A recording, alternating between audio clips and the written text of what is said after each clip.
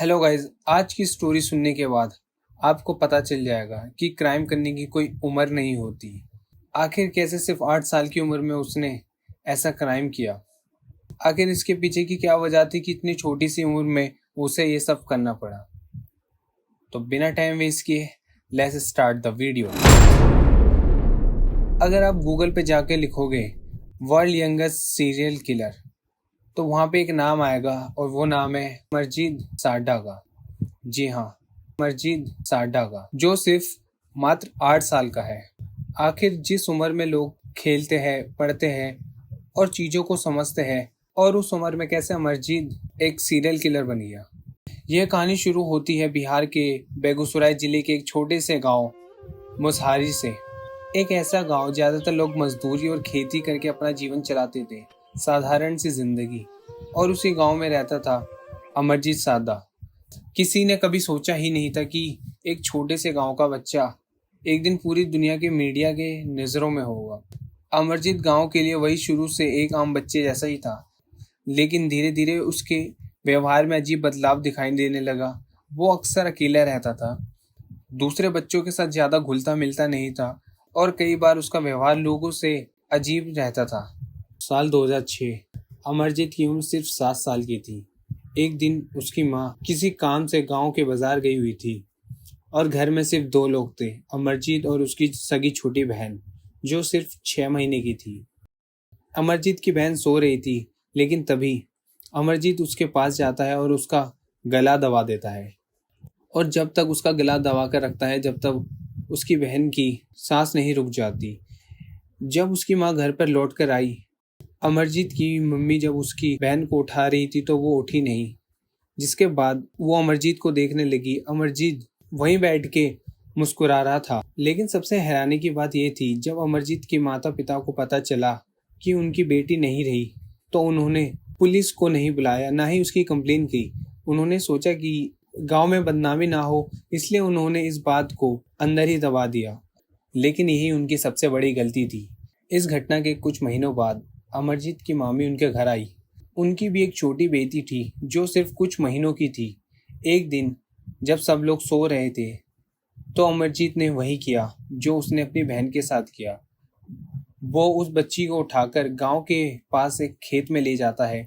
वहां से एक भारी पत्थर उठाया और उसने अपनी मामी की बेटी को मार दिया, जिससे कि उस बच्ची की वहीं पे मौत हो गई। लेकिन इस बार अमरजीत के परिवार वालों को पता चल गया था कि उनकी मामी की बेटी की हत्या अमरजीत ने की थी। अमरजीत से गलती से यह हो गया है। अमरजीत को बच्चा समझकर फिर दोबारा उनके घर वालों ने यह मामला छुपा दिया और पुलिस के पास कंप्लेन नहीं करी। फिर कुछ महीने बाद 2007, अमरजीत अब 8 साल का हो चुका था। मुसहरी गांव में एक महिला रहती थी जिनका नाम टोटनी देवी था। उनकी एक 6 महीने की बेटी थी जिसका नाम था खुशबू। एक दिन चोटनी देवी ने अपनी बेटी को गांव के एक प्राइमरी स्कूल के पास सोते हुए छोड़ा और खुद किसी काम से चली गई। लेकिन जब वो वापस आई तो खुशबू वहां पर नहीं थी। परिवार ने सोचा कि शायद कोई रिश्तेदार उसे अपने साथ ले गया हो, लेकिन जैसे जैसे समय बीत रहा था, चिंता बढ़ने लगी। पूरे गांव में बच्ची की तलाश शुरू हो गई।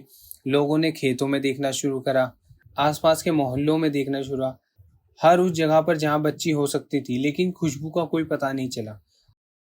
कुछ देर बाद खुशबू की मम्मी थाने में कंप्लेंट लिखवाने भगवानपुर पहुंचती है और अपनी बेटी की मिसिंग कंप्लेंट लिखवाती है। जब पुलिस इन्वेस्टिगेशन करने के लिए गांव में आती है और वो सबसे पूछताछ करती है कि किसी ने खुशबू को कहीं देखा है, जो खुशबू के बारे में कोई बता सकता है, तो गांव वाले अमरजीत का नाम लेते हैं कि वो खुशबू के बारे में कुछ बता सकता है। लेकिन पुलिस वालों को यह बात बड़ी अजीब लगी कि एक 8 साल का बच्चा कैसे कुछ बता सकता है। लेकिन जब पुलिस वालों ने उससे पूछताछ की तो वो कुछ नहीं बता रहा था, बस वहां पे खड़े होके मुस्कुरा रहा था। लेकिन थोड़ी देर और पूछताछ करने के बाद अमरजीत कुछ ऐसा कहता है जिससे कि गांव वाले और पुलिस वाले दोनों शॉक हो जाते हैं। अमरजीत पुलिस वालों से कहता है अगर वो उसे एक बिस्कुट का पैकेट देंगे तो वो बता देगा कि खुशबू कहाँ है। ये बात सुनकर पुलिस वालों को काफ़ी अजीब लगता है। जब पुलिस वाले उसे बिस्कुट का पैकेट देते हैं तो वो बताता है कि मैंने उसे सुला दिया।